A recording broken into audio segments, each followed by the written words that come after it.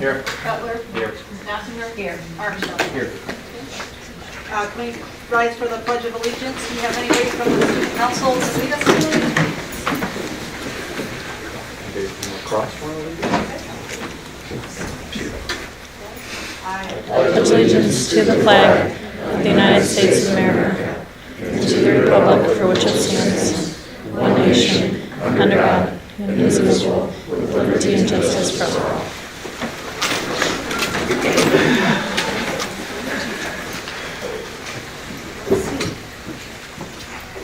We have visitors and correspondence, and we have some exciting news.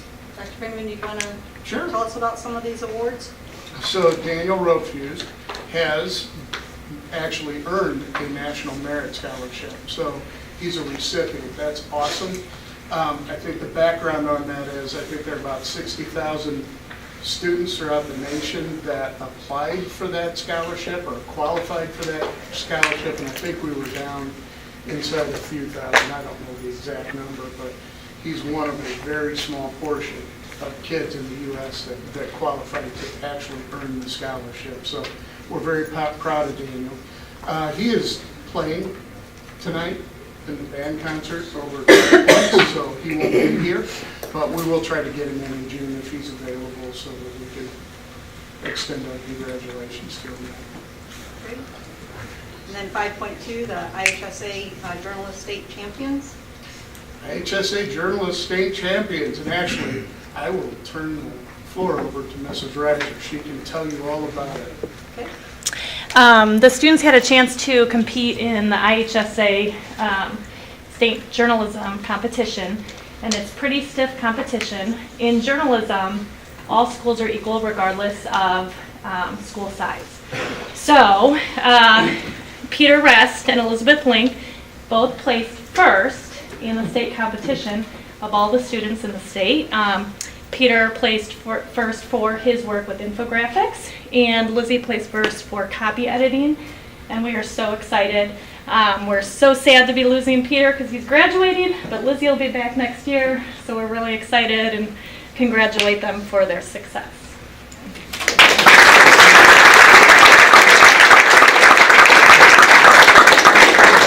Peter, Lizzie, if you don't mind, could you just stand up and wave?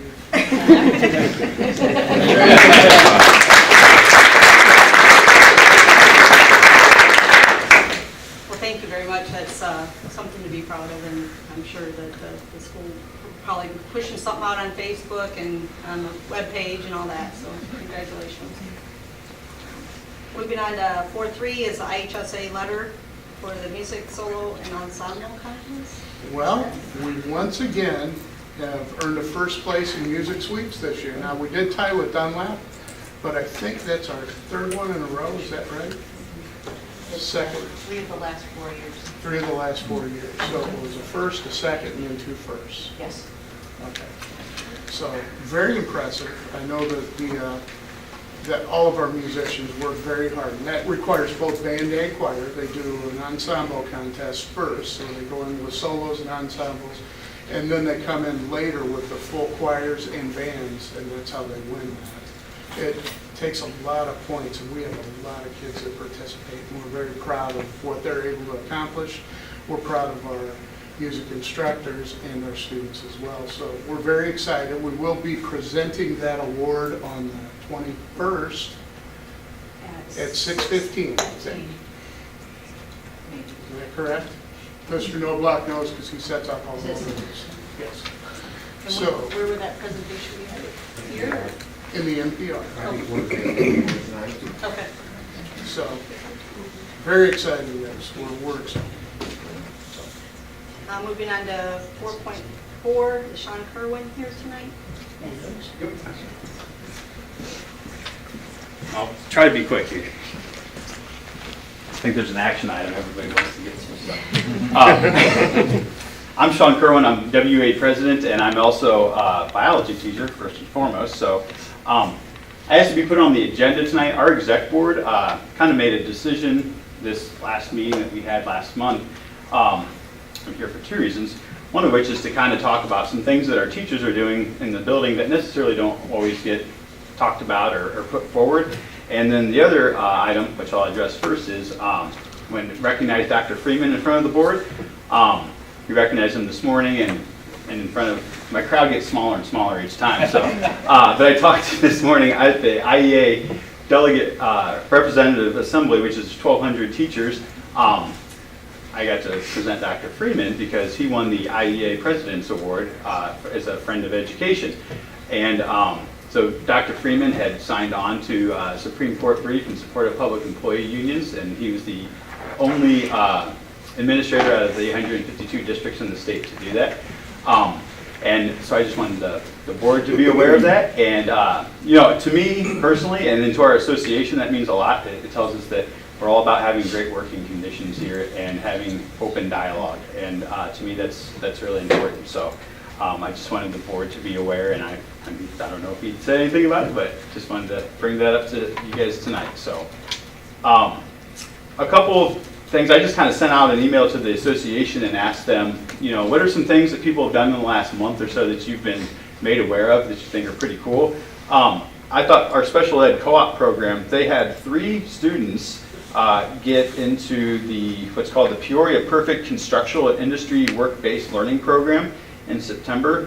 That's a huge accomplishment. Only 40 kids are selected in the area, and we had 3 selected here out of Washington. So Lindsay Boitnott and Dan Garski run that program, so they do a phenomenal job. So wanted to give them props for that. Someone wrote to me and told me that Jen Miller in the science department, she is getting going to be training area teachers. We've been participating, the science department's been participating in what's called the Mentor Matching Engine for the past 3 years.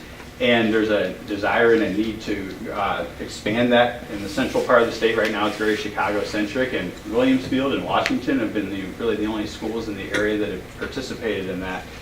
So that's through the Illinois Science and Technology Coalition, and I believe she'll be training like 20 to 30 teachers this summer, so that's pretty awesome. Cookie Jordan, our school nurse, she had asked the English and Social Studies departments to write letters for an honor flight recipient, and she said that she thought between 100 and 200 letters were written from our students. So that's a pretty awesome thing when the veteran gets to fly back from DC and read those letters from our school.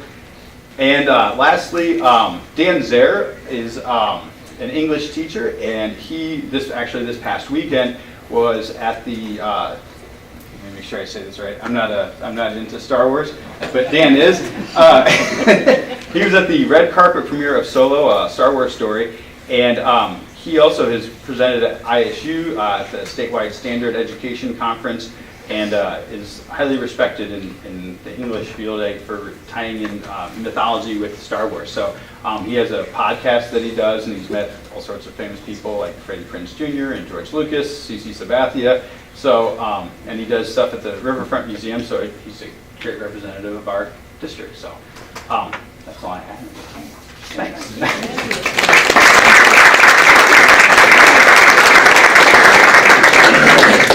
Thank you for sharing that, because some of that, we don't always get all those messages. And Right. Nope. Appreciate it. I did hear about Dan Zero. Actually, going to bring it up? You did?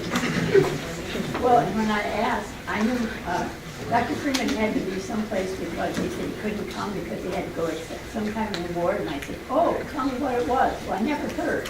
He was so humble. So tonight we got to hear what it was. Okay, is there anything other that needs addressed the board? Any other people?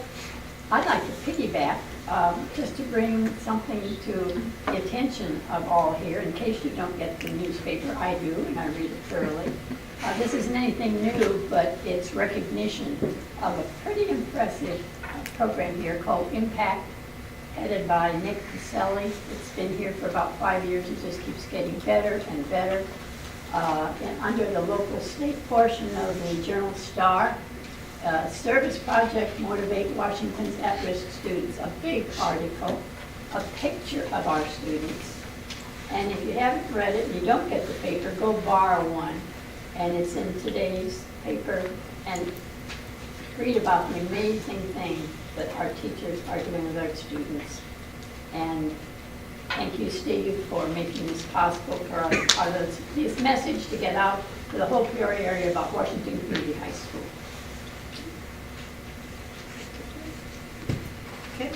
We move on to action item 5.1. Last month, we moved this action item to be tabled to this month's vote. We've had time to get information and discussion in regards to some of the questions, and so let me see what it says.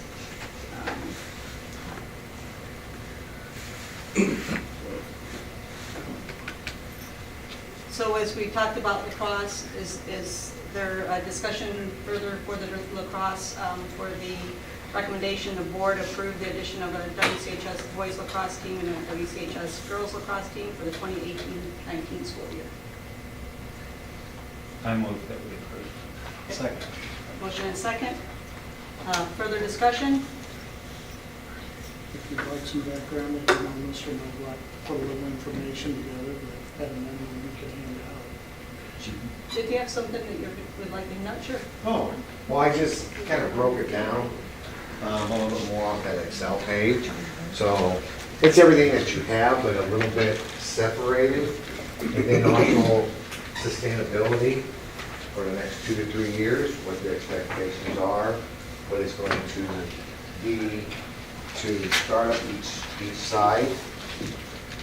So hopefully this will help out a little bit. It's the same information that you had, just broken down and with transportation costs added into it. And if you look on the annual sustainability page, that pretty much summarizes what it will cost, each year for each sport. That's budget and transportation. And then the last page, just broken down more in compartments, girls, boys, together. The games and officials and things like that. And nothing's changed No. materially since last. The only thing that has changed is I added in the transportation unit. These will be valuable to have as people, the public may ask questions, Mhm. for us to have this information in our hands. And again, one thing that probably wasn't brought up, part of that sustainability is, you have that club or that sport at the junior high, it's kind of like a feeder program. Our park district lacrosse club will keep their 14 and under or 13 and under clubs going, so that's going to be a good feeder program for our high school. And just last Thursday, I had a informational night for incoming freshmen, and we had over 600 parents and athletes in the gym. It was the largest since I've been here. So there is interest, and I think it's not going to hurt any other sports, but that way we give one more thing for participation at Washington High School, which is great. Any questions? Are we going to co-op? There was some discussion with that. Is that still a possibility? And the reason for that co-op, yes, we don't need to co-op to sustain our program. The main reason we were reaching out was in the lacrosse, there's some old lacrosse players that have been there 3 or 4 years, one from Metamora and one from Eureka. I've reached out to them and offered if they would like to co-op, we'd be interested, but it is a 2-year, it's just a 2-year co-op, because every 2 years you have to reinstate it. So at the end of 2 years, if we're going, we have more than enough, and we're not getting much from either community, then we'll just sustain one on our own, like we do with swimming for boys and girls right now. So that discussion is at their board level. They have to talk to them and make a determination on what they Is there a timeline for that needs to occur? For the Uh, co-op to occur, It's usually they're due before September 1st every year. And those would be, the winter ones were due already, so I would imagine spring ones, September 1st to December 1st, they had to be due. And there's some hoops that you have to jump through, whatever conferences they're in, they have to agree to it. So Metamora would be an easy one, they're in our conference. The Eureka one would be a little tougher for them. All the schools must sign off on it, that it'd be okay for them to co-op lacrosse with us. Since it's not a competing sport, it should be no problem. It seems kind of like a fair idea as well, because kids have been in the club. then And they that's the lose main that reason it was access to the entertained. clubs. And that was the main reason that was entertained. Yeah. Well, thank you for putting all this together. I think all of us have went through, and had many questions answered. Good. So, All right, thank you. I don't really look, I know it's taken time for this, but I hope it hasn't looked like we're dragging our feet, because I think it's very important for this board to know that we were looking at it thoroughly, we'd have answers to questions, and that we would get it off to a successful start, and not look back with holes that we didn't plug, or not enough research done, or so forth, that we were thorough, because it's important. It's an important program. It's important to do it right. I think we're gonna have a good team though, because I've watched some of these boys play, and I think we're gonna start out real strong, so. Can I ask a question? It says for the 2018-19 school year, do you have to vote every year for a team, or is this once it's established, it's straightforward? Don't have to vote every year. So once it's voted in and established, it's every year from there on? The only thing that matters then is that you have a number of kids to actually Right, obviously, right. fill the school. Okay. Any further questions? Roll call, please. Butler? Yes. McNabb? Yes? Fisher? Yes. Essing? Yes. Knopfinger? Yes. Armstrong? Yes. Ward? Yes. Motion carries. Thank you.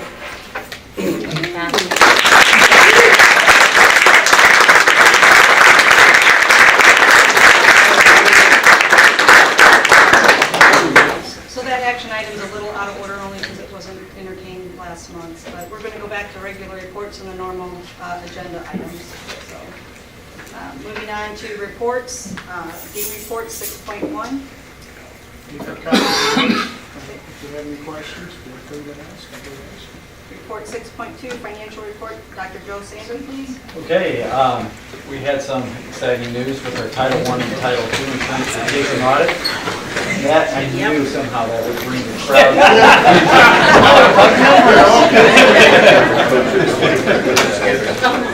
I'm staying.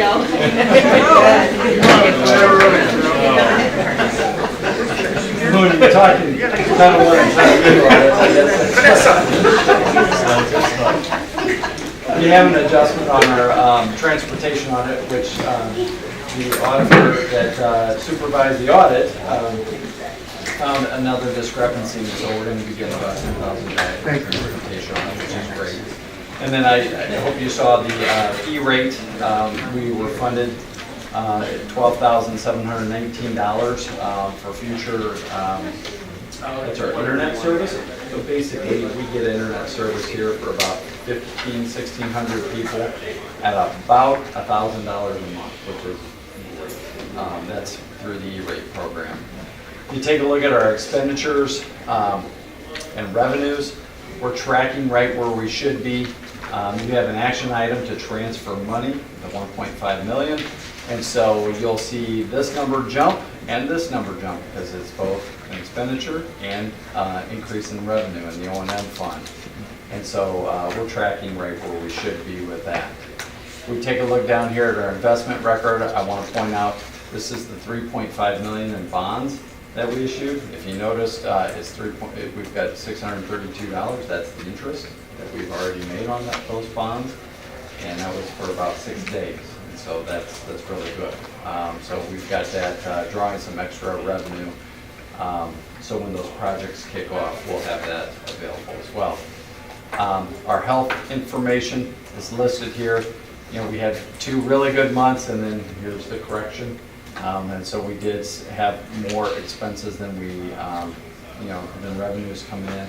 But I'm pleased to report that our health trust account, our health trust fund, has gone over the $1 million mark. And so that is a huge goal. And so this Wednesday, the insurance committee is going to meet. That meeting was postponed 1 week because we received the rebids on our insurance. And so we've got some really good numbers. And so now the insurance committee is going to have good choices to make as far as the future of what our insurance premiums are going to look like for this next year. So that will be a committee decision this Wednesday. What questions do you have?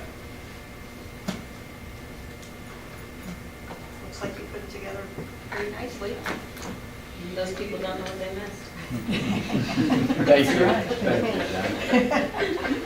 Well, we could send it out to them in an email. It'll be posted online. Well, thank you, Joe, seriously, it's a lot of work to put that together and organize, so. Any further questions, then we'll go on to board committee reports. We've had a lot of meetings. Let's see, if we look, we've had facilities, and finance. So we've had a few of those, and then, does anybody want to talk about facilities? Chris, you want to talk about it? Want me to talk about it? Seems like, I mean, the discussion, I mean, get ready for the bidding is good. I think there's been some good work on, you know, trying to stay linked to long-term planning, make sure we don't have to go back and redo anything. So I think there's been some bids package work there, so that's good. But I seem to be plowing, I mean, no major surprises. I mean, I think it's tends to start a little high, you work your way down from there, so it's not, no surprises, but definitely got some work ahead of us. So. Right. PJ Hare and Farnsworth was at one of the meetings, and they helped guide us through some of the prints, and some of those showed new print drawings on the Dan Forest Fine Arts area, bleachers, and then possible track extension as an alternate. And then we also talked about fun things like roof repair,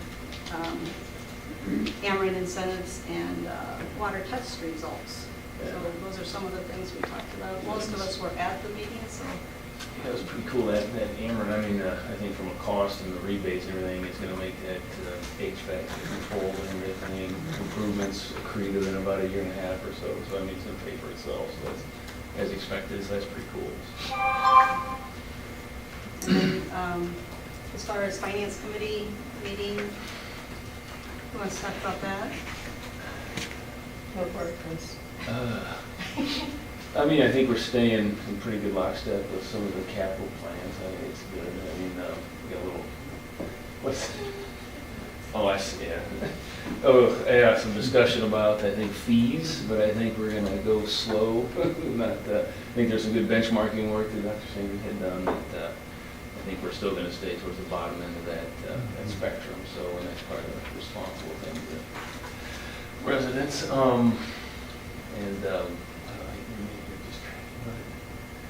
Yeah, so I think the bond, I think you're looking for some opportunities. So I think at 3.5, the bond, I think the interest is right there.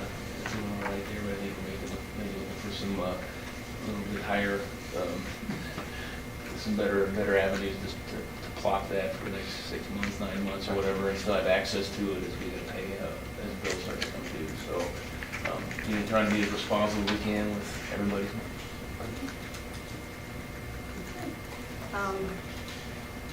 Moving on to, let's see, we're at student handbooks, information and discussion items, 7.1, 2018-19 school handbook changes. Did everyone have a chance to look at those and any discussion? Dr. Freeman, so every year we go through the handbook changes, and then is there a committee that goes through that? There is. They review. They do annually, and the deans put it together. They organize it, their parents, teachers involved, and they go through and talk about potential changes in the handbook policies that might make things function a little better. You know, we're an organization that has to deal with a changing world, so our handbook has to be a breathing document, and that's the best one. It didn't look like there was anything majorly that caused a hiccup this year on that. No. Just some clarification. Any further discussion on handbook changes from anyone? There weren't that many, there was like 4, I think. Pretty light. Moving on to the 7.2, the WCHS facilities usage report. Dr. Singer put that together for us, just to review who is using our facilities. That's something requested by policy committee at one time. So we appreciate you putting that together. And we'll try to do that annually from now on. It'll come up on our ticker as we hit this month. So, What is the qualifications to use our facilities? Like, how do we determine who we allow to use it and who we don't? it has to be an organization, not an individual. That's one of the Does it have to be big things. not-for-profit, or does it have to be- It's supposed to be not-for-profit. I mean, or something that benefits our kids. That's the other caveat, because we do have some that could be considered quasi-profit groups that come in. But we have a lot of kids who are involved in those organizations, and that's why they're brought in. So, or they come in and request, I shouldn't say brought in. They just request the usage of the facilities. Moving on to 7.3, the Latin system for senior recognition. We've been talking about this for some time in regards to changing from top 10 to the Latin system. So I'll give you a quick background on how we came to these conclusions so that you have an understanding.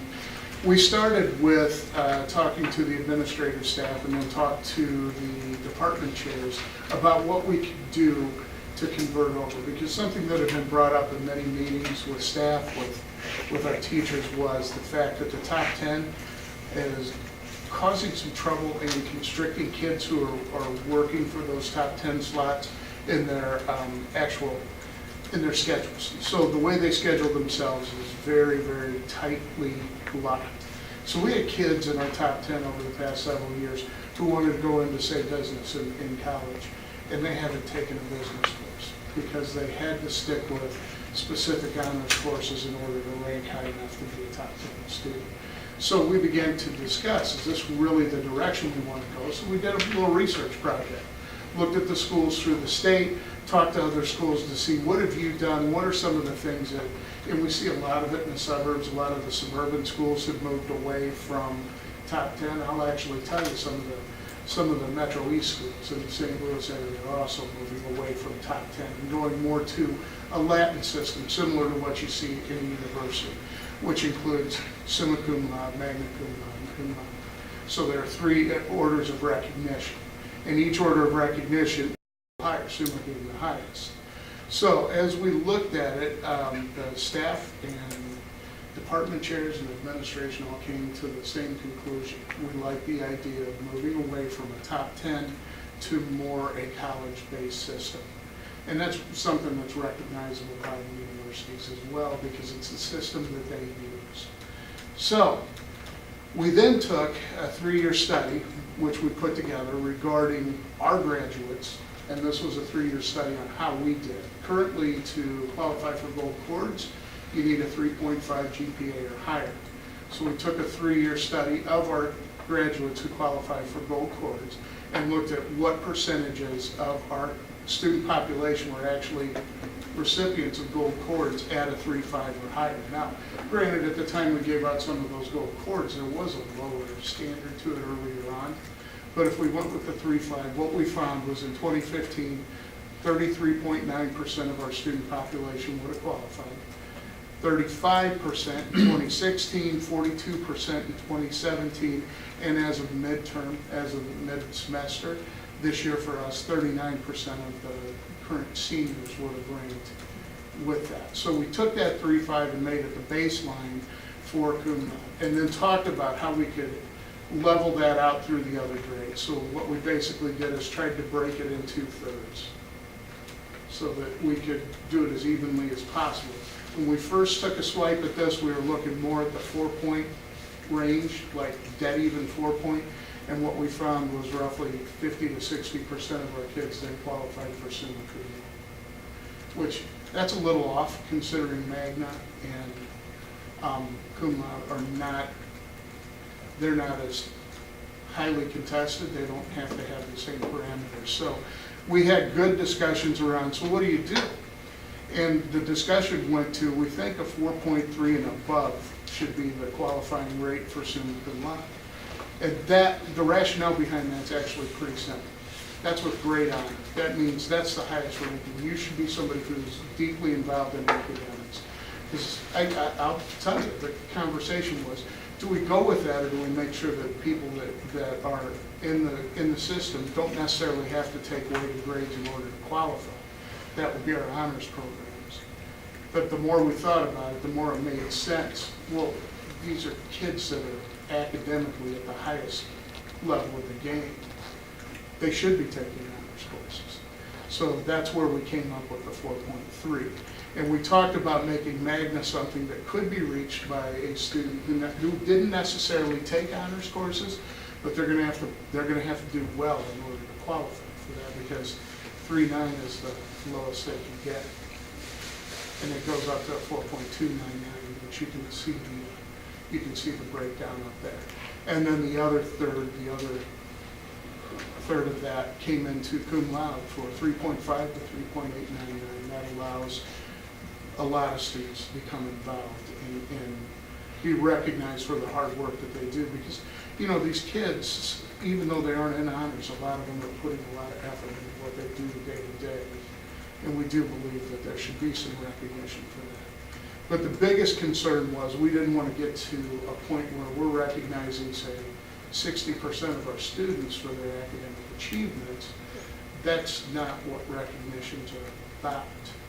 And so we kind of looked around at what other schools were doing, and it's around that, I'd say 35 to 40% range that we found most of the other students, or most of the other schools who use this system were targeting for recognition. So that's how we came up with these numbers, you know, and then the one part of the discussion, and this is the part that gets laid on the board on top of approving the system as a whole, is what group do you start with? Do you start with the 18, 19 freshmen coming in, or do you start with this year's freshmen?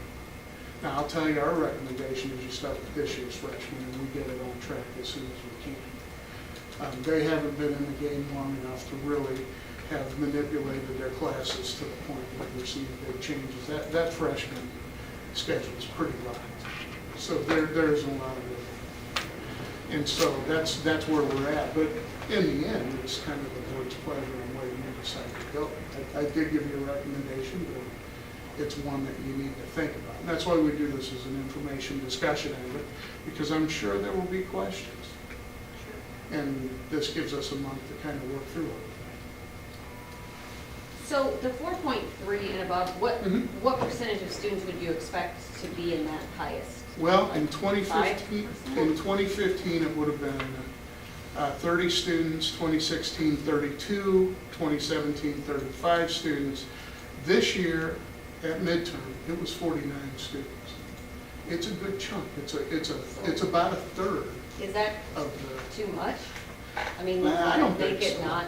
I don't think so. I mean, I don't know what other schools do, but that seems like a lot of kids. Well, it's a third of the top 40%, 35%. So, you know, you're talking 10, maybe 10%, a little over 10% of the entire student body in that particular class. So it's maybe 11, 12% total. So Because I'm thinking that's going to jump up as we add more and more honors classes. It's going to be easier and easier to achieve than 4.3 right That now. might be okay. I mean, is that I don't know. 4.3 puts you in a pretty elite level when you're going for college acceptance? Yes. I mean, so that's a good number. So Yes. more at 4.3 is better than that. So, and to respond to that question, remember, I mean, anything we do, this is a great starting page. If we see things that we feel need to be changed, by all means, we can still have those conversations and work to improve what we're seeing. This is, once again, Right, you've right. heard my analogy of a school. It's an aircraft carrier, not a speedboat. So we're going to look at things over the course of the next few years to determine what changes we need to make. And if we see we need to make changes, then we should. So, And does it take into consideration anything else, like course load or discipline issues or any, I mean, we have, because I know some schools. not for. So not just for this. GPA, okay.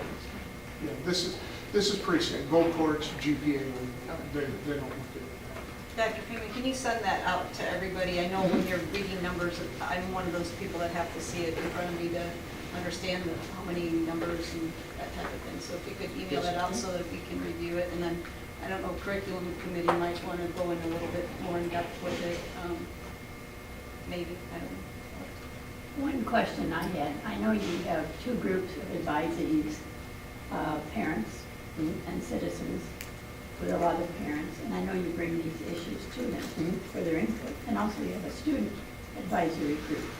What were their reactions to the change? Very positive. The parents liked it. We had a number of parents who sit in our PCAC group that have students that were vying for top 10 slots. And I had two parents say, boy, I would love this. it would have taken some pressure off of my child as they went through.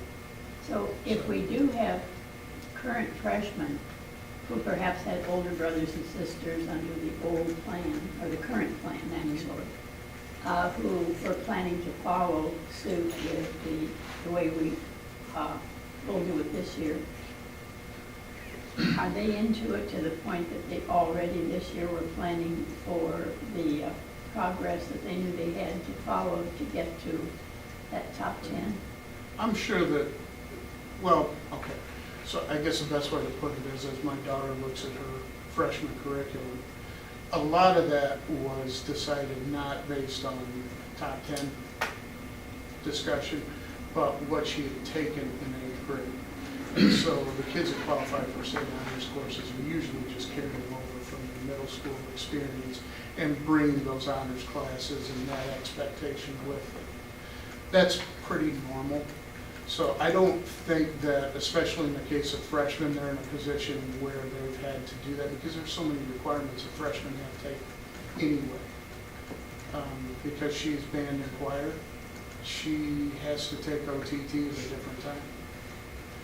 And that's how tight those schedules are, meaning there is not a lot of wiggle room for electives. And they haven't taken a lot of the prerequisites yet to get into some of those higher level electives.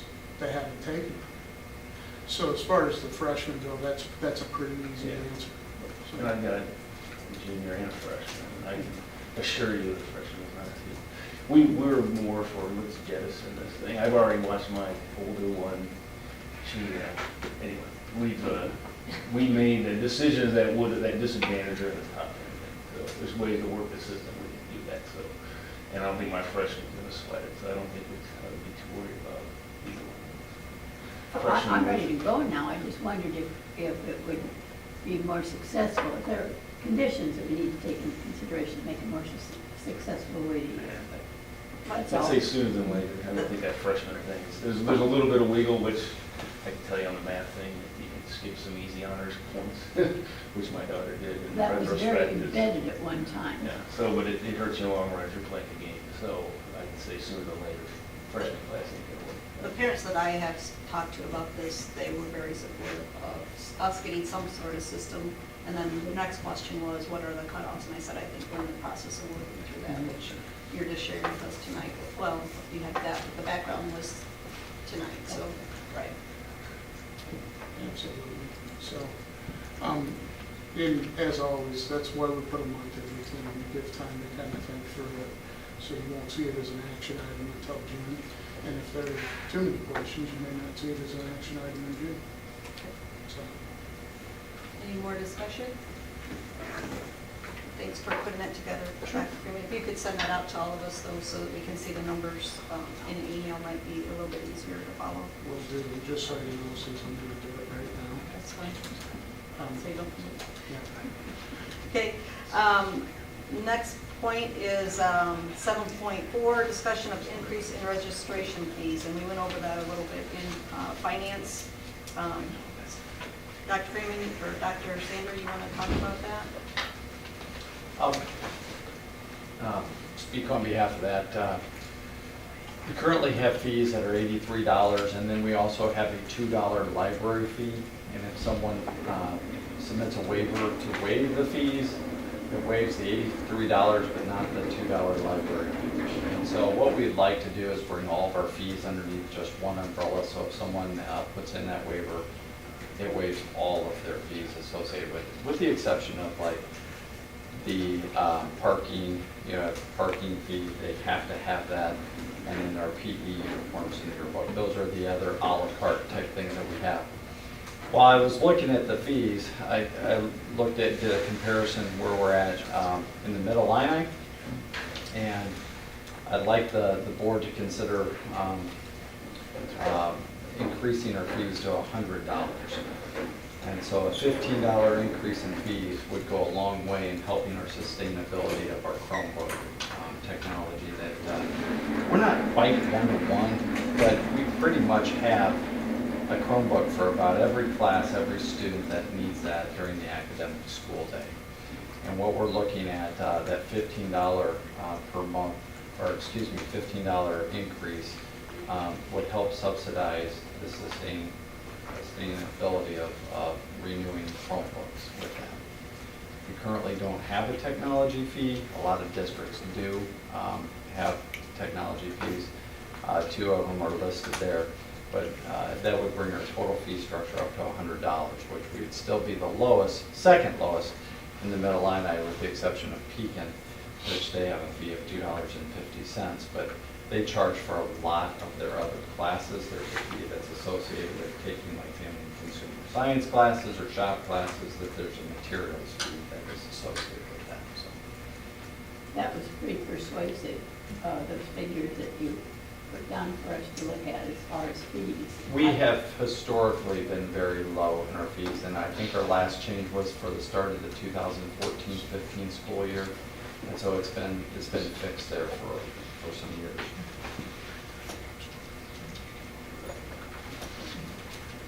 Thank you for putting that together, and I think that's an informational item, unless someone's like totally objective, and we can talk to Dr. Freeman, why not just switch it up slightly, which probably will be an action item next month. That's what we'd like to do.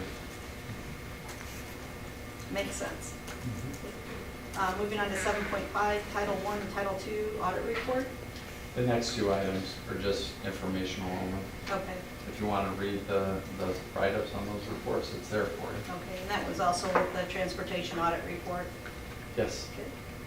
And then 7.7, substitute teacher pay rate. Dr. Freeman? Sure. We've been at $85 for the past, how many years? Dr. Slater? I want to say since I've been here.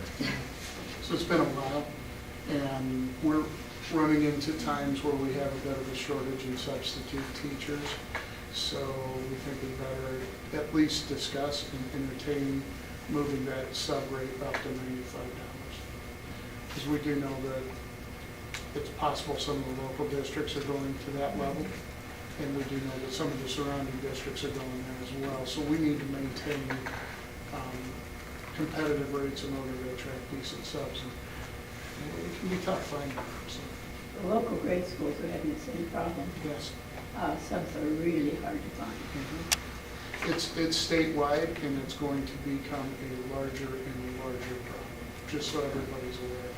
It's tied to the teacher shortage. It's tied to the fact that we have fewer kids in the pipeline to become teachers. And it's big. We've been able to stay somewhat above that, but it's coming. And so we just need to be ready for all So when would that come? That would come maybe June? of that. Yes. So there's time to discuss it. Yeah, maybe put out some comparisons. Sure. No problem. Sounds like a good idea. Any other discussion?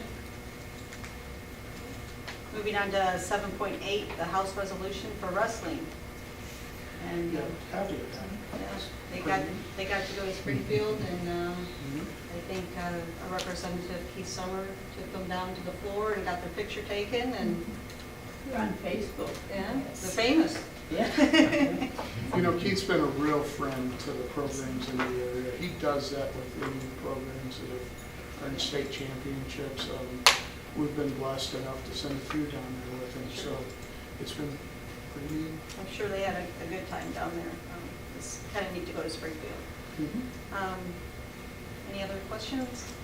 Okay, moving on to 7.9, resignation of Joe Waters for the JV boys soccer coach, and it was listed in there. And then, 7.10, graduation volunteers. So that's where we need to know who wants to volunteer for the graduation on May 20th. And Mrs. Knopfsteiner sent me a text yesterday asking if she could do that. She does have a grandson who is earning a diploma.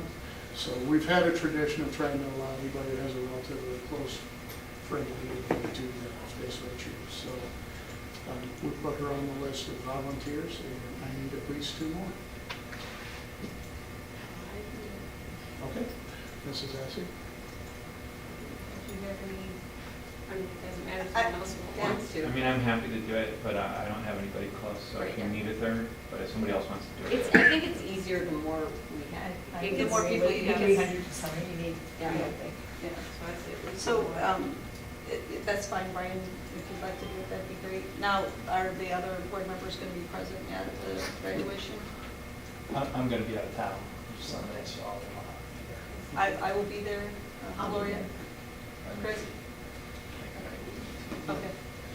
Jennifer, you've done that before. Yeah. If you would like an extra one, now would be the time to get one more volunteer. Yeah, I mean, I don't think it hurts, because it does get, Would anybody else like to join us up at the front? And let me tell you how that works, in case you're wondering, for those of you who haven't done this yet. We have a table full of diploma covers. They actually receive their diploma after graduation. There's a good reason for that. But they do receive their diploma cover as they cross the stage. And so having a couple people there to help move diploma covers and then we rotate so that people get a chance to shake hands and hand diploma covers. But it is easier if you have enough people that can move stacks and keep things. I will say this, Mrs. Stevens runs a clean graduation. It usually takes right at an hour. I'll help out with diplomas. Because it does, I've done it before, it does help with the more people you have, because they start going faster and faster, you know, and then you gotta We get those move diplomas. through. and the weather's kind of, maybe rain. Yeah, it's a 50% chance, but I will say this, it is spring, we won't know anything till we get to that day. And I have to make a call, that's loved about as much as a snow call. And Well, around actually, the 10 snow calls are low. Well, if we have snow on a day we had school, that might occur. Any more for the graduation volunteers? Thanks for that. Did I have it correct? So Mrs. Sassner, essay, Ms. Ward, and then Mr. Fisher will be volunteering. Mr. Armstrong will be present. I And wasn't. okay. Brad gets to go on vacation. Yeah. Okay. It's always fun to be there. You guys are very fortunate. I'm sure you'll be there next year. Oh. Yeah, you gotta be there, right? Maybe. You better be there. Unless something happens. Okay, moving on to other 7.11, is there other? I have something, getting back to the impact. I think we owe a big congratulations and thank you to all the people, the parents and the community members who donated to that program and to those who have now given scholarships. And in that article, it did say that the one student during the homecoming party or dance decided that she was going to be a special ed teacher. And I think that says volumes for that whole program. It's nice. I'd like to, I think we need to clarify the Hall of Fame, I guess it is. I've had several people ask me about that and thinking that we as a board have anything to do with it, and I told them that we didn't, we weren't really a part of that. Is that the athletic boosters doing that? Yes. Is that who that is? Okay. Yes, it is a booster club. Okay. It's- Like I said, I've had several people, and I think there's some confusion out there as to who's doing it, so. Yeah, I know. There is, but it is a booster club idea, and so they're funding it, they're kind of putting forth all the work, and they put together the committees and everything else, so. I think it's nice that Hall of Fame could give back to those that have given back to the community and those type of things. So I know in giving out awards of that sort, it's always difficult because there's a lot of deserving people. So they'll have their plate full, figuring out who to choose for that and for Yes, that. they will. It's a very diverse group now, very broad, and I think that's a plus. Yes, yes it is. But it's primarily for just It's- athletics? No, it's. Okay, I think that's where the confusion comes in, maybe, because Well, when it's the- the athletic boosters, and so that's where. I know in speaking with Mr. Noblock, when the boosters brought the idea forward, they did not want it to just be an athletic issue. They're looking for, in some cases, they may not be graduates of school, but of the high school, but maybe people who did great things to help move the school forward. So we're looking at, I think there are members of the committee that are from music, from the end of music. There's some that are just general education teachers. We have counselors on there. We have outside groups that are also involved that aren't necessarily affiliated with the school. So I've seen that, but I know I sit as a ad hoc member on that committee, but I can tell you I haven't had much with it. We've had so much going on that it's. Well, and I know there's been some really nice media articles on it too, and Steve Stein wrote a few of those. One of the articles I read said there was going to be something present in the school for pictures or video, and then one article I read there would be nothing. So there is a touchscreen monitor when you first walk in. If you turn left towards the Torrey Gym, it's there right now. Okay. And it's already active. It has old yearbooks in it, like every yearbook back into the 1920s. So you can go up there right now and kind of dig through that. It's a really neat setup, and it will continue to be. That's where they'll house the whole thing on that monitor. It won't be like we're putting portraits or busts all over the school, because we just don't have the space to put plaques and things around without. I mean, our kids are very successful. They're putting enough plaques on the wall right now. So it's been one of those. Well, in talking with our mayor, he was worried about all the entries into the signs into the city limits at one time, but it was a good thing to be worried about. Yes, yes. So yeah, we have quite a few of those. And then also one thing, the Ritz Award is given out at that time by the Historical Society, but that's a little bit different. They choose one person who has had Ritz in Washington. So I didn't want to get that confused with the Hall of Fame. That's put on by a different organization. Is there any other? I know one other thing we need to talk about is goal planning. And I know everybody's schedules are so busy. I don't know if we're going to try to set a date. We've tried to set a date. Yes. And we can come back to that, but there's certain dates in May and July that 2 board members have piped in that cannot go. So we'll get an email out again on that. But we need to maybe mid-June. Mid-June. I'll fire out some dates in All right. mid-June, and we'll see what we Like can the come up last with. week of June. That would be the end of June. Well, I won't be here the last week of June. Oh, well, so then. really, it's one of those things. It's going to be a little bit difficult to stretch through it. We may end up pushing into July or August. But what we can try to do next year, and this has been an unusual year. I mean, between the building projects, the fact that we've been bargaining a contract, there is not a lot of spare time right now.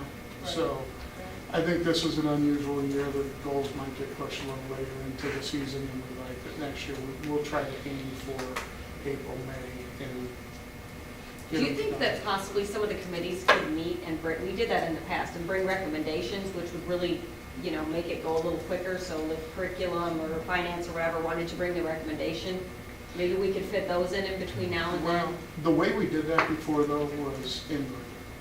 The I'd board like to do it determined the other way. I think. it The would- board determined the main areas that they wanted to put goals in, and then assigned some of those goals to committees. And I think as a whole, you need to be together as a board to talk about goals. You shouldn't have your committees establishing. I just mean goals. when we come in, so we've done some of the legwork. I mean, I'm thinking curriculum, for example, we could do a little brainstorming, bring it to the board goal meeting, not necessarily approving it, but just as a recommendation. I would only be concerned with that because I think the planning is really something that plays on the board as well. And you're turning over your planning to a committee. That's why it was inverted last time. So you can do whatever you choose as a board, but I think if you stick with the concept of here's where we want to focus our goals, because otherwise you might go into committees, come back with a bunch of goals, and the board might go with that would like that would. Which is fine, And I think. now Yeah, all of a but sudden, we've got at least a we've- starting point, yeah. We've done a lot of work for nothing that's ineffective work, and that's why it's good to have the board's idea on where they want to go with the goals. And then we can bring it to committee to really kind of flesh those out. We have a goal format now that seems to be working well. We've completely changed it from the way we did it before. And this is much more effective. So I don't think it'll take the time it took before when we had to come up with a whole new format of how we were going to put all this together. So hopefully this won't be an elongated, long time-consuming process when we finally do alter or upgrade, update our goals. I think it'll go pretty smoothly. I would assume that our goal meeting might be a couple of hours, because we'll have some loose ideas on where we want to go, and then we can really get down and focus in on those areas. And some of those stay forever just because they have to. Well, also too, is if we meet a couple hours, you may need to go back into committees and work, so, and then come back again. I mean, you don't have to have it done in 2 hours, but No, we don't want it, 12 hours either, which happened one time, I think, but anyway. no, we'd rather not, so. Okay, You know, I was just gonna say, because I was listening and thinking about how we work the goals.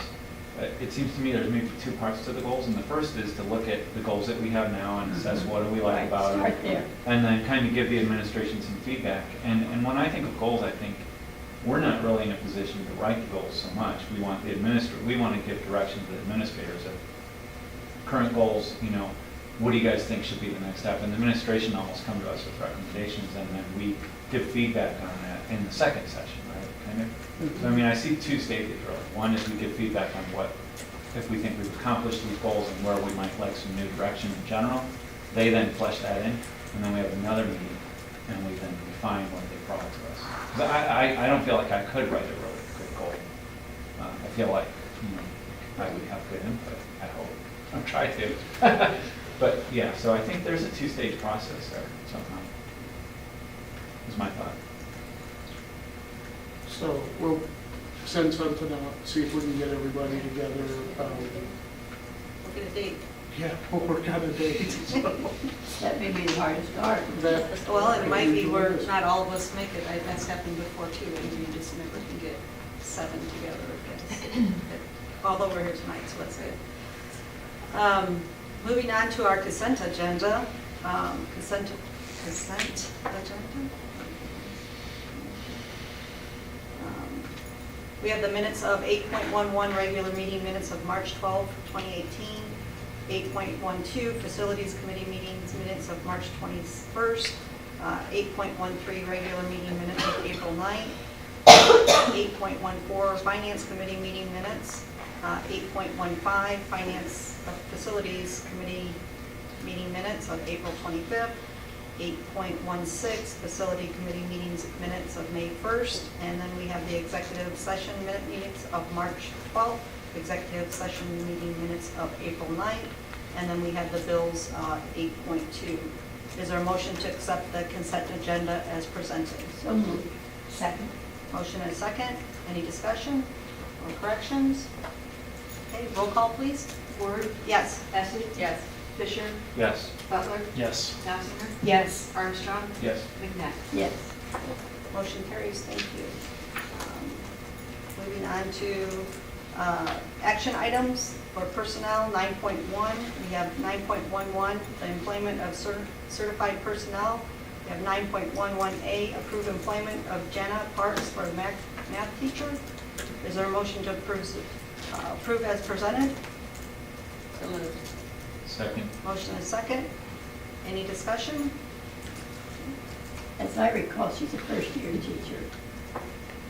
So I'm assuming, because I've seen this in the past, and I'm sure that's in place, she'll have a mentor and so forth to get her off to the real world, away from the college portion and into the real world of teaching. Because I know we have a strong professional development, and that certainly new teachers are pursuing this area. I remember my first year of teaching, I've always said I should take them to teach there. I learned so much. So it's a growing need. Okay. That's fine. Yeah, they should all be separate. Each is the same process. Which one I do is, here's what I do. Just put who made the motion, who made the second, and then if it's, if it's 16, put 6, and yeah, they have to. So I didn't catch that. So, Is there a motion to approve the, or we already did that. Is there a roll call for Jenna Parks, math teacher? Ward, Yes. Fisher, Yes. Armstrong, Yes. McNabb, Yes. Butler, Yes. Knopfinger. Yes. Essing. Yes. And just so you know, in order to keep things efficient, she's going to say the same roll call for all of the employments. That motion carries, thank you. Okay. We're up to 9.11B, approve the employment of Laura Grimes for math teacher. So we have another math teacher. Is there a motion to approve? So moved. Second. Motion and second. Any discussion? Is one of these a replacement and one new, or are these both Replacements. replacements? Roll call, please. Ward, Yes. Fisher, Yes. Armstrong, Yes. McNabb, Yes. Butler, Yes. Knopfinger. Yes. Essing. Yes. Motion carries, thank you. 9.11C, approve the employment of Margaret Mondondo, art teacher. Is there a motion to accept the recommendation as presented? So moved. Second. Motion and second. Discussion? Is she teaching this year? She is one of our temporary art teachers, because we had two art teachers that were on one-year leave of absence, and unfortunately, both of those art teachers are not coming back. So this is a replacement for one of them, but she's already been here for a year. Would that mean next year will be her second year towards tenure? Yes. Okay. Roll call, please. Ward, Yes. Fisher, Yes. Armstrong, Yes. McNabb, Yes. Butler, Yes. Knopfinger, Yes. Essing. Motion carries. Going on to 9.11D, approve employment of Simon Morella, thank you, for Dean of Students as presented. Is there a motion to accept the recommendation? So moved. Second. Motion and second. Discussion? Feel good about this one? It's an important position, isn't it? It is. And I'll tell you, right now, it's an interesting market. So, but he came in, he did an outstanding job in the interviews. We were very pleased, thinking that he could be. Did we have a lot of applicants for the Dean? I think we had about 30, 35. So, More than I thought. mhm, And this is a full-time position, not a part-time, It right? is, Because we correct. talked about a part-time at one point. we have. We have the motion and second. Roll call, please. Ward, Yes. Fisher, Yes. Armstrong, Yes. McNabb, Yes. Butler, Yes. Knopfinger, Yes. Essing. Yes. Motion carries. On to 9.12, employment of extracurricular personnel. And this one is going into, These should be extracurricular okay. You told me. teachers. No, we do those. But they have to get those. It'll have to be- Okay. yeah. Okay, we have employment of extracurricular personnel, and we're going to do this as a block. Let me pull up the correct recommendation here.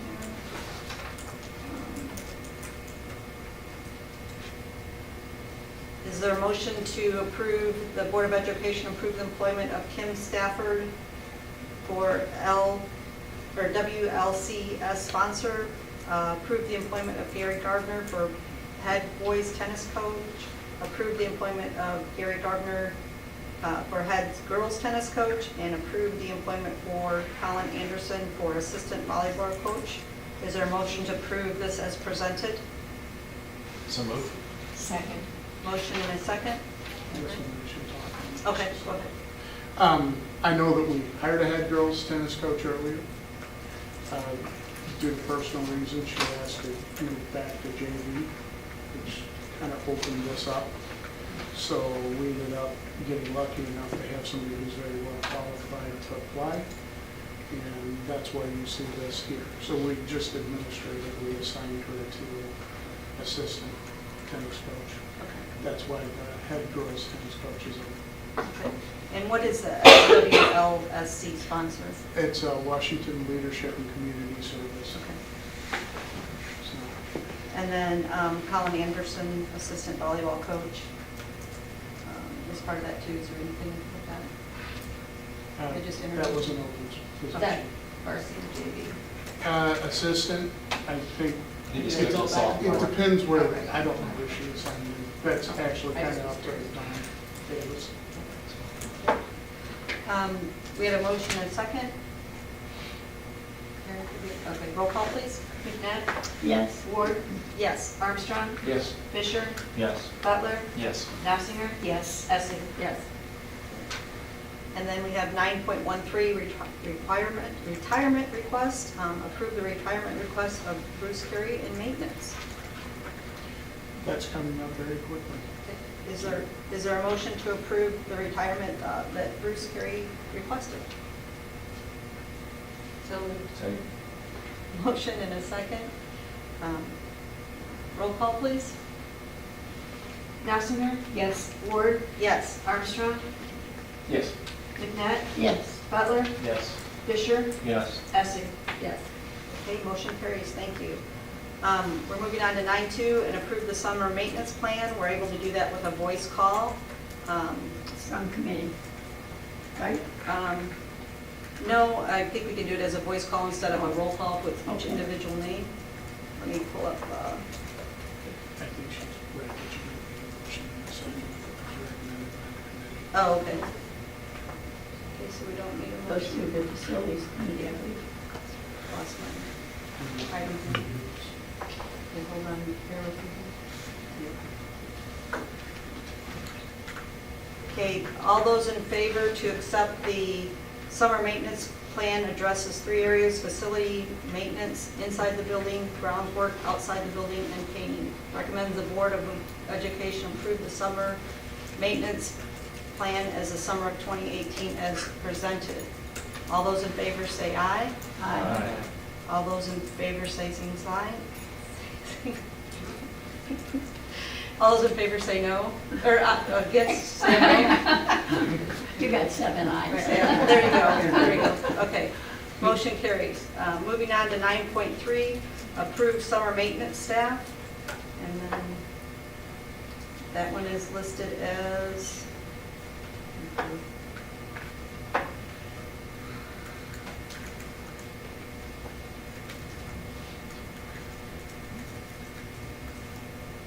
recommend that the Board of Education employ the above individuals to perform maintenance for the work as listed for summer of 2018. All those in favor say pro. I don't know if this would be the committee, so this one probably should be second. Oh. Sorry. Okay. This did not come from committee.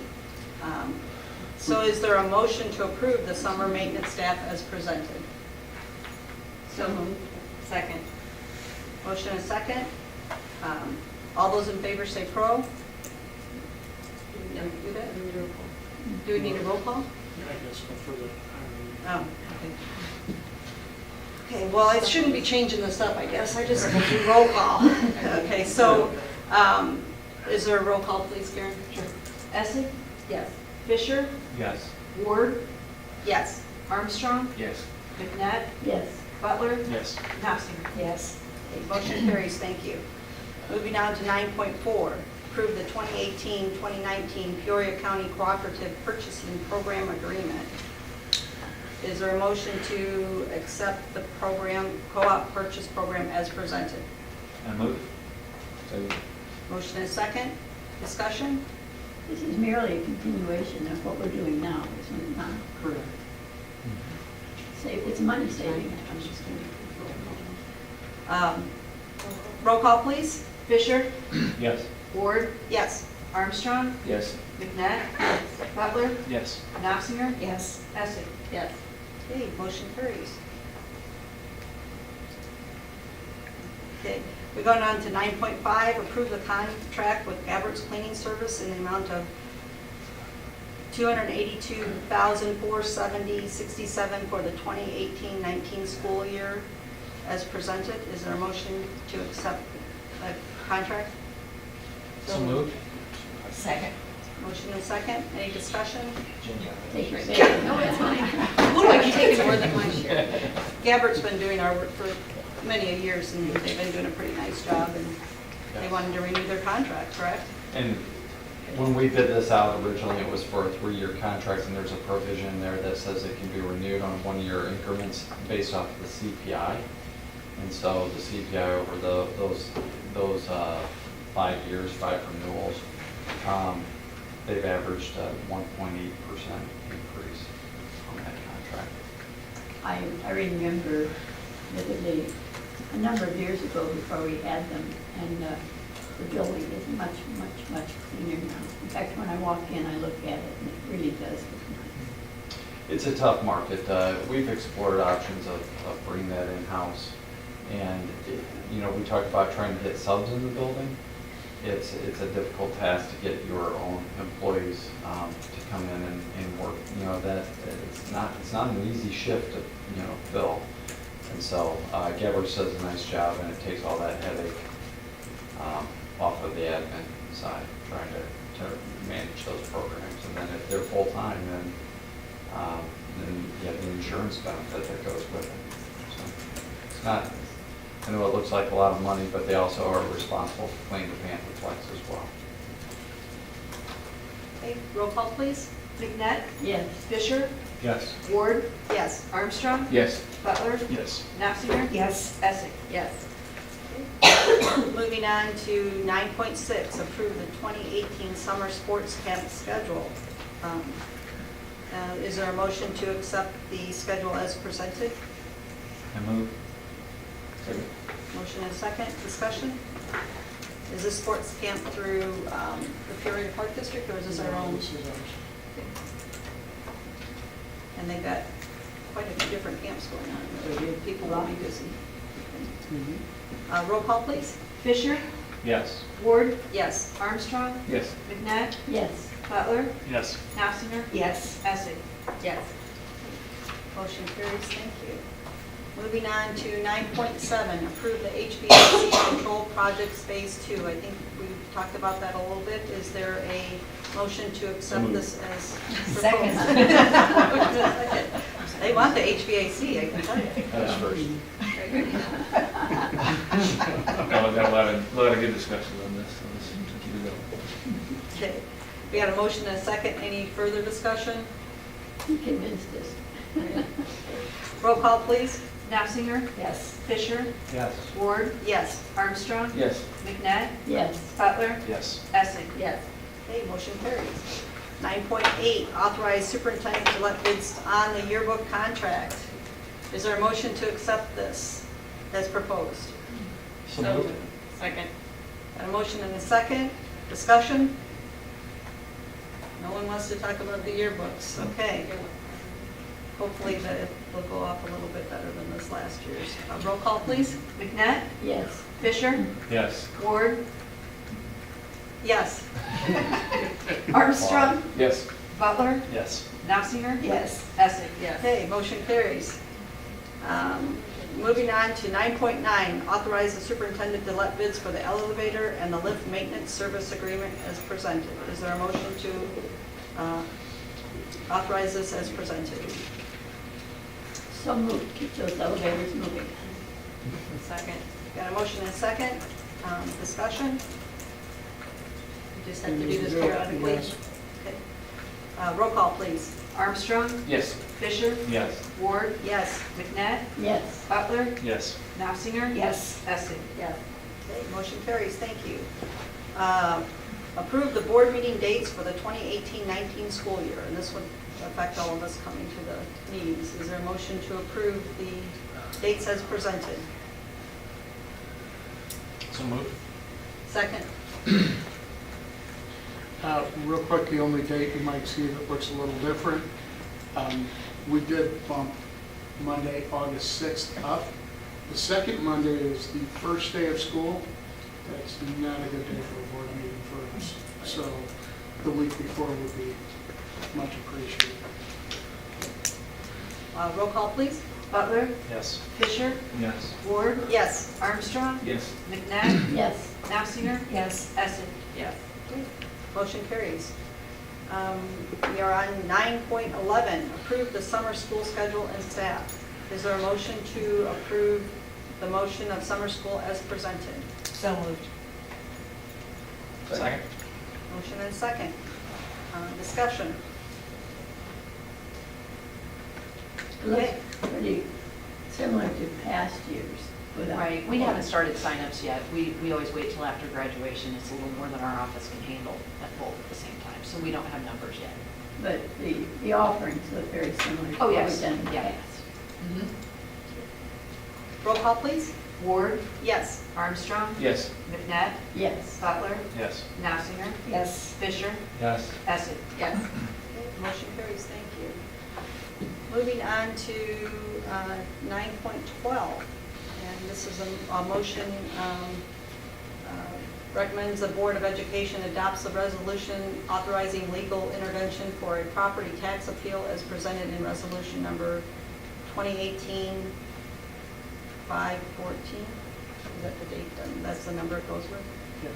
Okay. Is there a motion to adopt this as presented? I move. Second. Motion and second. Discussion? Yeah, occasionally we have a business in Washington that will appeal their property tax assessment, and when it's a significant amount of dollars, over $100,000, this one is going to be large. The board authorizes the attorney to intervene and handle that case for us. We're most likely looking at having to have an appraisal done with this, and then Miller, Hall and Triggs will do all the legal work with that and try to come to a stipulated agreement as to what the assessment should be. Because this determines how much tax money goes to us. Right. And so this one is going to go to the Property Tax Appeal Board. That board, it could take years, 2 years, for them to hear the case and then make a determination. And so we typically work with the business owner to try to come to an agreement settlement as to what, along with the county board. What happens in the meantime when it's challenged? Hopefully you can come to an agreement.